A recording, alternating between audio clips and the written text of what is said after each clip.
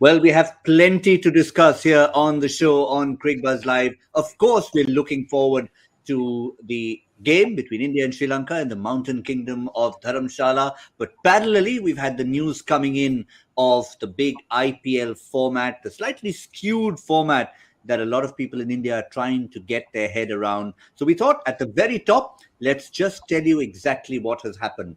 The 10 teams who are playing in this year's IPL 2022, starting on the 26th of March, will be divided into two groups of five each. The groupings have been done, virtual groupings as they are called, based on titles won and entries to the final. So Mumbai and CSK obviously are the top two seeded teams, followed by Kolkata and Hyderabad, and then come Rajasthan and the Royal Challengers Bangalore. At the bottom are the two new teams. Now, the only new addition to that, in a sense, is that everyone in their own group plays each other twice, and you play the team that is next to you also twice. So KKR will play SRH twice, RR will play RCB twice, Mumbai will play Chennai twice, and with everybody else in their own group, they'll also play twice, and the four remaining games will be a single contest against the teams in the other group, which makes 14 matches per franchise. Right, here we are to try and get reactions on that. I've tried to explain it in a nutshell. Of course, you've got to get your pieces of paper out, Excel sheets, put it up on the wall if you're having trouble understanding that. I'm sure Zaheer Khan and Dinesh Karthik will have absolutely no trouble getting their heads around this. Welcome, gentlemen. Normally, we discuss the build-up to the match and the weather in Dharamsala and the sights to see in McLeodganj, all for DK. But today, a little bit extra. First reaction, Zach. Do you find it a little confusing, or do we need to make it more simple for the public? Well, you just have to pick your team and back your team through and through. So that's the easy way of understanding that scheduling. Once the schedule comes out, you know that the number of games is not going to change. Usually, you have home and away kind of games. So you have 7 teams you play home and away with. Here, that's going to change slightly. So, from the individual team's perspective, you'll have to kind of just focus on your scheduling, GB, and not really worry about, what's going to happen and all that. You don't have to leave it too late. Also, the calculation at the back end is also going to change, so usually, the last 20% of the games when it's going on, that's when the exciting part is. There are certain teams going up, certain teams going down on the points table, and that whole qualification to the playoff race is on. So that time, those calculations also will change. So you'll have to keep an eye on that at a later stage. But to start with, you just have to focus on how you've been seeing an IPL season, which is 14 games. It's going to be played in just 2 cities, so it's that much easier. Travel wise, you don't really have to worry too much about that. Just focus on the venues, focus on the number of games, and find that scheduling. So for the viewers as well, it's important that you pick one team and then you just follow that schedule, and it makes it easier. Well, of course, we will be there as we are every year, covering every square inch of the tournament. But TK, will get you into it as well. Obviously, everyone's in agreement now that for the sake of the bubble, we're going to be in Mumbai and Pune, and maybe a few murmurs saying that a certain gentleman sitting next to you will feel a little better maybe playing at the Wankhede. But what they've tried to do is make sure that the Wankhede, Brabon, DY Patil and the stadium in Pune get an equal number of matches. Yeah, absolutely. I think it's a very fair schedule, and all teams are looked at in a similar manner. All teams play equal number of matches in all the 4 grounds. So that's the best way. It's very hard, you have to understand, to accommodate all the issues that logistically are sometimes a bit of a nightmare for BCCI. So I think they've done a very fair job. Even if you see the virtual groupings, it's pretty straightforward. The number of finals you've reached and the number of times you've won, that's how it's calculated. And I think they've done a very fair job. And you have to understand that there is in many ways, in no way is it a group per se. At the end of the day, which there could be 4 teams from Group A straight away playing the knockouts as well. So that's how it has been done. It's not like Group A will have X amount of teams and Group B will have X amount of teams. So there's no grouping per se. So whichever team does well will just move forward, and that's as fair as it can get. And the number of games that you're going to play in each ground, they tried them. They're trying to give at least about 4 games in each of the grounds, which is again a very fair thing to do, so that all teams get equal opportunities to play in all grounds. And this has been the template even in Dubai and Sharjah when we played, Dubai, Sharjah, and Abu Dhabi when we played. They try and accommodated as many as possible closest to the venue that you were living in those conditions. Whereas in India, I think it's in one venue. So I think you're mitigating the risk in many ways. And that is the most important thing, to have a hassle-free IPL. I think that is the priority for everybody, the health of the players, the safety of the players, and most importantly, everybody that's associated with the tournament as well. So taking everything into consideration, I think they've done a fabulous job in putting together the scheduling as of now. Well, even that little example, Zach, that DK gave, that 4 teams in Group A could really make it into the playoffs. It means that everyone's going to have one single point table. Only DK, even in that example, you should have said 4 teams in Group B will make it, so that your new franchise will make it through, and Zach's won't. So we'll get that competition going. And also, GB, there's no home advantage, isn't it? Like, for us, the Bribon Stadium, CCI, also has been a venue where MI had played a lot of games in the past 2010 season. I remember I was part of MI team playing that year, and we played a lot of matches there also. I think with the whole last couple of years, we've seen it with IPL that the bubble life and the bubble format actually has taken the home conditions advantage out. You still have to play good cricket, you still have to adapt to the conditions and then work out a plan. In fact, when you look at Mumbai conditions, other teams will also have that advantage of using and making use of the fantastic conditions which we see at Wankhede. Absolutely. I mean, if you think of it, Rohit Sharma, if he really had to pick a ground for himself, it might even be Eden Gardens over the Wankhede, the way he's had a record over there. So in the end of the day, it's every individual, every team will be looking, as Zaheer Khan said, to take advantage of the conditions which you've played enough at to try and make use of. Maybe the crowds will get behind one team, but that's all in fairness. Let's now focus on Dharamsala. There was talk of a little bit of rain around in the afternoon, but thankfully, for the moment, it stayed away. We've had a toss. India won the toss. They've asked Sri Lanka to bat first. And let's quickly remind you of India's 11. There are no changes for Team India. They're going hard. They're going hard to finish the series 2-0. And then perhaps on Sunday evening, we might just see changes. The one aspect I'd like to address here, DK, and I'll come straight to you. We talked about in the previous game, changes in the batting order. Poor Sanju Samson ended up being a specialist fielder in that last game. He'd hoped to get, I mean, he wouldn't mind if India win 60 for no loss, chasing 59. But in ideal circumstances, he'd hope to get a bat.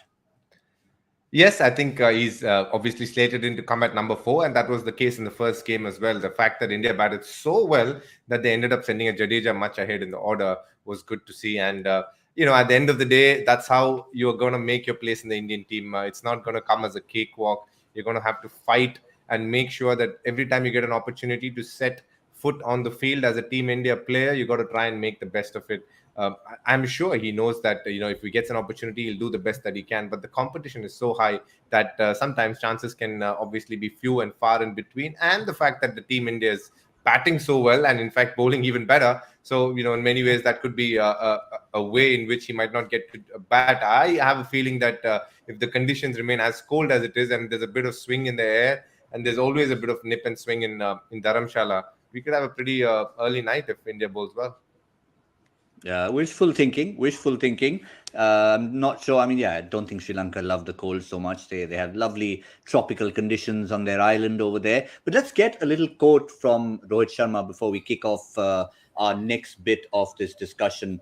And since we talked about Sanju Samson, this is what Rohit had to say. He's got talent. Whenever we've seen him bat, he has produced an innings where people go over the moon. He has got the skill set to succeed. His back foot play is superb. The pickup, the pull, the cut shots. Love it when Rohit Sharma gets eloquent about that. I believe when we go to Australia, you'll need that kind of shot-making ability, and Samson has it in him. Definitely has it in him. I wish him the best and hope he utilizes his potential to the maximum. Now, once again, Zaheer, this is a show of confidence. Obviously, Samson would have been disappointed not getting a shot out there, and he'll know that slot that's available for him is a very, very narrow slot. So he needs the confidence of the skipper. Well, when you're looking at this Indian team, you're also seeing a lot of players are getting opportunities, and they're getting the opportunities are coming thick and fast as well. So whenever you get that opportunity, you have to make the most of it. And in Sanju Samson's case, unfortunately, he has been getting opportunities, but he has not been able to convert it for whatever reasons. I'm sure that if you ask him, he'll have his own version of how things can be different, or how he likes to see things. But when you have the opportunities, you have to make them count, and you have to make that impact. Yes, he has shown those signs of brilliances in the past. We've seen at the IPL level, he's had that impact. At the international level, he's still not made that impact, or he's not shown that kind of consistency. And when you have so many players claiming for those slots, you always going to feel that pressure as well. I think it's a combination of things with Sanju Samson. What Rohit is also trying to say is that the T20 World Cup being in Australia, the wickets are going to be fast, pacey wickets with good bounce, and Sanju Samson's game, whenever he has scored runs, you've seen that the pace doesn't really bother him that much. He has that ability to convert those short pitch deliveries also into fours and sixes.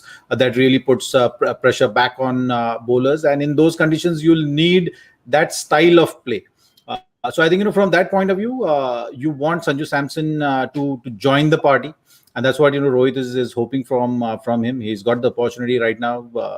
Surya is not available; he's injured, so this opportunity is going to be a lot of value to Sanju Samson for sure. The first game he didn't really get a chance to go out there, but if he gets that chance to bat and show that he can live up to the expectations, then I think it will be great for him and the team as well. Because in those middle phase of the game, if you have someone who can counter, or who can play those kind of shots, then it will definitely be beneficial. Because when I'm seeing that Australia T20 World Cup and a lot of teams planning, you will definitely see those three fielders on the onside, maybe four at times, and those back of the length hard deliveries bowlers will focus on. So you need to find answers to that, and I think somewhere team management is thinking on those lines, that this can be a strategy applied by many of the teams against them. How can they counter that? One interesting dynamic, and I'm glad we have a dashing wicketkeeper batsman on our panel, DK, and I'll throw this to you. Okay, Rishabh Pant is there in the reckoning at the moment, not in the 11. When you've got two wicketkeeper batsmen in the side, and say you're a captain, how would you nominate who gets the gloves? Is it about who your senior first choice keeper is among the two of them? Or is it about who's the better fielder and hence the other person gets the gloves? I think it's become a case of who's a better fielder. I think it's important that we understand that fielding is something that needs to come naturally to a lot of the players. If you see between Ishan Kishan and Rishabh Pant as keepers, there's not too much to choose from, but definitely Ishan Kishan is the better fielder. So that's why if you see both of them playing together, you'll find Ishan Kishan fielding. And the same is the case with Sanju Samson. I think Sanju is an even better fielder than Ishan Kishan as well, and hence he'll be fielding in this game. And that is the parameter by which they decide who's going to be fielding and who's going to be keeping. How do you rate your own fielding, TK? I think I'm a pretty decent fielder. I can stop a ball for sure, I think. I know. I was just hoping that you would not be even more modest as you tend to be, like you were the other day about your six-hitting ability. But yeah, it's always good to have that extra, as we kept talking about, the extra sting to the bow. And that's certainly what India has, a profusion of attacking wicketkeeper batsmen, plenty of choices ahead of Australia. That's as far as India are concerned. What about the Sri Lankan team? There are a couple of changes there, so we can let you know about that. They'll be desperate to find the right combination. And there you can see, right up there, two key players, I think, who can make an impact. One is Danushka Gunatilaka, who's been out of the game for circumstances. Well, he would have not wanted to really do it, but he's always been a good franchise player and for Sri Lanka. And Binura Fernando, who's shown in the short time we've seen him, Zaheer, that he can be a handful, especially maybe on a track like this that gives him some kind of assistance. Definitely, I think with the overcast conditions around, you would hope that your fast bowlers make those inroads as early as possible in the game. Sri Lanka is going to be batting first, so they will be focusing more on getting that par total on this pitch, which is going to be very vital. I think, when you have conditions like this, and you're playing against a strong team with a good balance of bowling and batting, these kind of conditions might come handy to your team for sure, because at times you see that the lesser teams have more advantage when the conditions are tough. So it kind of becomes a little level field, I would say. Like, if you get early inroads, but here the disadvantage is Sri Lanka is batting first. Had they won the toss, it would have been maybe the thinking that, okay, if you get a couple of early wickets, if you restrict an Indian team for a total which they will feel the pressure under, and then the bowling gets under pressure, that can work in your advantage. But unfortunately, they've lost the toss, and Indian team is going to be bowling first. So we'll have to see how they go on about taking these first maybe 5 overs, 6 overs. That is going to be the key. I think Gunatilaka is a good change. We've seen what he can do at this level. It's just that him batting at number 4, he's batting out of position. I feel he's usually his preferred spot has been top of the order. So that we'll have to see. But Sri Lanka, when you're looking at this team, you always have this apprehension that how they're going to go about it. It's the kind of state their team is in. Missing certain key players is not going to help. So we'll have to see now against the might of India how they respond. And they've not been great travelers. And the numbers also back us up when we have a look at their record on the road. And if you look at this, even the few games that we've seen that they've actually won, those 3 games that you can see were against lesser opposition in the first round of the T20 World Cup. Otherwise, it's all been negative. Yeah, sadly, that's been the case for Sri Lankan cricket for some time now. I remember after the loss of Mahela Jayawardena and Kumar Sangakkara, things have never been the same. There's been a lot of hue and cry back end as well, with issues that seem to crop up with the association over a period of time. And Sri Lankan cricket has faced the brunt of it. And on top of that, the players sometimes do something a little silly and get done for that as well. So over a period of time, they have had a tough road, so to say. And you can see the results not obviously shaping up the way it should, because most of the players here get a very long run. And the fact that, if they show a little bit of skill and a little bit of approach to the right way to play the game, I think they're given a long run. And in spite of that, they've been found wanting. And these kind of issues, when you do see, stems from bottom up. So obviously you got to go back a long way, dig deeper to find out what the real issues are and whether it is even solvable in a lot of the cases. So for the moment, you can see that this Sri Lankan team will have their backs against the wall in this game, because the last time when there was a little bit of swing, not much seam movement in Lucknow, I thought they batted rather strangely up top. And Dharamsala up front can be quite a handful if you're an opener. So, and Zach said it rightly. I've seen Dinesh Gunatilaka bat a lot more opening the inning. So if he's going to be batting at 4, what sort of impact can he have? Or is he going to be batting at 3? So it's going to be interesting to see.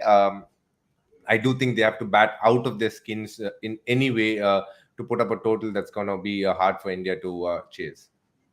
Yeah, and sometimes it's just about your own comfort zone, Zach. I remember the first time I had a decent interaction with Danushka was in Bangladesh during the Bangladesh Premier League. And obviously he was new to a franchise and he was new in terms of communication. So I was doing a bit of interpretation between the captain and him. And the one little bit of exchange that we had was like, please tell him that I want to bat up the order, because he was slated to bat at 5 for the franchise there. And he obviously half jokingly said, please tell that captain, he seems to be a friend of yours because we spoke Bangla, I need to open the innings.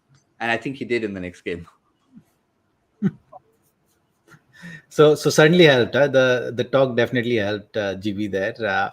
So that's exactly the point, So that's the kind of situation Sri Lanka cricket is in. They're actually in search of those answers right now. For themselves, what is the best possible combination? Which are the players who we can look at? Which are the players we can back for future? What is going to be the core for Sri Lanka's cricket? going forward, because you've seen that for any team who is going through transition phase, you need that spark, you need that inspiration, you need those players in that dressing room who others can look up to and get inspiration from, get motivated from. So you need you need good leaders in that dressing room, and Sri Lanka cricket right now is in the process of identifying them, because when you're looking at the squad as well, you can't really say that, okay, this is the one who is going to be the next big thing. They're still in that process of finding those answers. To a certain degree, Wanindu Hasaranga has been one of their most consistent performer, who is not part of this series. Kushal Pereira, who's been around, but there were names like Thisara Pereira, Angelo Matthews, all those kind of players who are there in the transition phase post Mahela and Sangha have not really taken that mantle ahead. So that's the hole we are talking about. That's the gap which they're looking to bridge at the moment in their cricket. So it's going to take time, so that's the process they are on. I think it's about giving players long rope. That's going to be very important from Sri Lanka's cricket point of view. If you just take the numbers of say last 2 or 3 years, how many cricketers actually have represented Sri Lanka, that number is staggering. So that is including the number of captains they've had. Including number of captains, number of captains, number of players who've played. It's been just chop and changing. Players are not getting stability, clarity about their roles, and that's what we're talking about, right? Like, Gunatilaka actually trying to hint that he wants to bat at the top of the order means he's not happy where he's batting right now. So if you're not completely satisfied with your role, you're never, that output is never going to be maximized.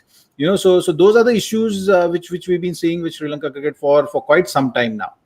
But in the last few months, I would say that you've started to see that change. You started to see that kind of backing, and it's a process. So it's going to take time, but eventually they'll get there. And the key answer there is experience and number of games under each and every individual's belt, with clear-cut clarity of role definition and expectation. Well, you never know. Obviously, the published batting order has Mishara still at the top with Pathum Nisanka, but they're fully within their right to go and change that batting order and get Danushka up if he so chooses. But he's just coming back into the side. I'm sure that'll be a transition. But just to finish off on this discussion, DK, identifying a leader can never be easy. Sometimes it's about someone who's a stunning performer and you look at him as a future captain. In a setup like Sri Lanka, as Zaheer mentioned, there have been the transition folks like a Thisara Pereira and Angelo Matthews, themselves sort of senior statesmen. But if they are not regulars in the team, you've got to identify someone quickly. Yeah, so I'll answer that in two ways. Number one, I think transition is a very overused word in Sri Lankan cricket. They've been transitioning for a decade now, and that's pretty unfair. I think they've had a lot of players play for Sri Lanka over a period of time, so I wouldn't put transition with them. But in the same vein, I must admit that if there's been a captain who's done decently well over a period of time, it is Dasun Shanaka. And I think they definitely look at him as a leader. At least in the white ball formats, he contributes a lot more with the bat and a little bit with the ball. Whereas in Test cricket, maybe not so much, but still they end up having him as the captain even in Test cricket. So they really look up to him as a leader. And I think he's done a very fair job, especially in the T20 format. He led the team pretty well in the World Cup as well. They fought well.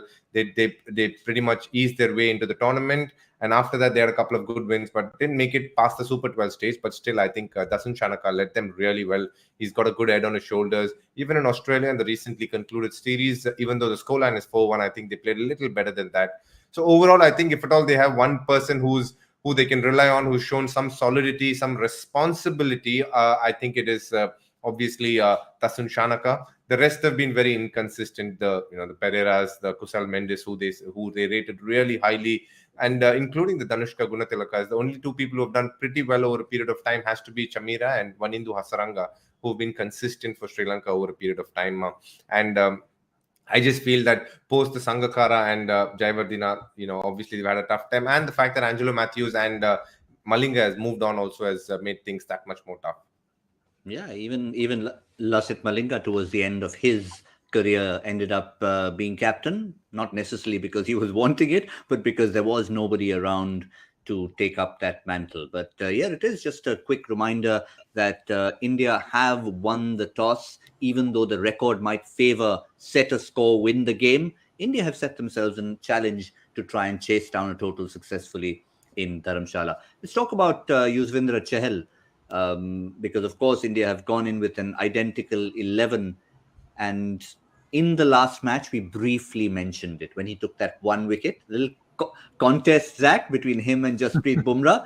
He won that contest. He is now India's leading wicket taker, one ahead of Jasprit Bumrah. That's always good to see. I'm sure they must have had a good little banter in the dressing room after that. It's still early days of T20 internationals, GB. When you look at those numbers also, like, the highest wicket taker, and you look at that number, still not in 67. Yeah, still not in three figures. That it's still early days for T20 format overall. So it's definitely going to be good competition, good race between that. That actually Ashwin is also there, Bhuvneshwar Kumar is also there, Ravindra Jadeja is also there. So all of them. Not often when you talk about highest wicket takers, you talk about all the guys playing together. You often have some veteran of the game, some legend of the game who has done that feat, achieved that feat earlier. But in this case, because it's early days, most of the bowlers are in the circuit. Most of the bowlers are still playing. So it's going to be the healthy competition around. In all the bowlers, today's conditions are favoring fast bowlers to a certain degree. Maybe initially, so you'll see Bumrah also. Who knows? First spell, 2 overs, 3 overs, get a couple of wickets, and he will be right up there. Or there will be some challenge for Chahal with regard to the turn available from this pitch. So those are the things will happen. But from Chahal's point of view, great achievement. It feels great to be that leader who's topping the leaderboard when it comes to leading wicket taker for your country. So certainly a moment of pride for him. How long it's going to last, we'll have to see. But all the bowlers will be itching to get their names up and get to that number one position and say that, okay, I'm the highest wicket taker for my country. Just for you trivia buffs, the next name on that list after the top 5 is in fact Hardik Pandya. Yeah, so you're going to have enough people pushing there, and very close between those top few. And we're going to see how that changes over time. It could change in this game. Jasprit Bumrah could pick up a couple of wickets and Chahal will be left waiting. Final question on Yuzvendra Chahal, DK. The fact that he had to miss out on a major world tournament, is that something that would just spur him on to say that, fine, I wish I had been there. I'd love to have been there. Even if I haven't, I'm coming back for the next one. 100%. I think you could see the fire with which he bowled in the second half of IPL, actually. He did phenomenally well. I think he was easily one of the better spinners going around in the tournament at that stage in the second half of the tournament. I think he bowled fabulously well. He did well when he went back to play for Haryana in the Syed Mushtaq Ali as well. So he's been performing. He knows that, he's somebody who can easily do way better than what he has done over a period of time in international cricket. And the fact that he was not picked for the World Cup must have really ignited a fire and made him, really think about where he needs to be. And he's a fabulous bowler, as the record suggests. In probably the last couple of years, it hasn't gone according to plan, but he knows he's much better than that. And he will definitely be on that flight, I feel. Yep, it was a long gap, but certainly he'll be looking ahead to the tournament. Just one little point to finish with, and I'm glad it was part of our discussion. Even the official published batting order had Kamil Mishara opening for Sri Lanka, but guess who's come to walk out with Pathum Nissanka? Danushka Gunatilaka. Either he's been watching our show and he said, listen, I want to remind all of you, Dasun, I belong at the top of the order. Whatever the reasons, he's pushed his way and he is opening the batting sack. And that's the first step in the right direction, I would say. Since we've discussed so much about players batting at the position where they will have the maximum impact, so from that point of view, Sri Lanka at least have identified that, or maybe there was a glitch in our analysis and graphics to put him at number 4. He's always been batting at number 1-2 position in the international games. So they have choice of openers, and when you have choice of openers, you make the choices as well. Someone has to go down to number 3. But I think, from Sri Lanka's point of view, because we've seen the kind of ability Gunatilaka has, I think he's the right choice to open the innings with. Trust me, there was no glitch, Zach. Even the published batting order, as I said, on from the host broadcaster, and that's based on the team sheet that's sent out, was showing Gunatilaka at number 4. But as I also said after that, teams are free to have anyone coming out till they walk out to bat. So that's absolutely all right to tinker around with the batting order. For now, the one who tinkers around with our minds every time we finish a show is Joy Bhattacharya with another teaser. This is our Joy Factor question for today. We love it. We love these little mix and match questions. Which current cricketer's first name is inspired by a footballer who won the World Cup the year he was born?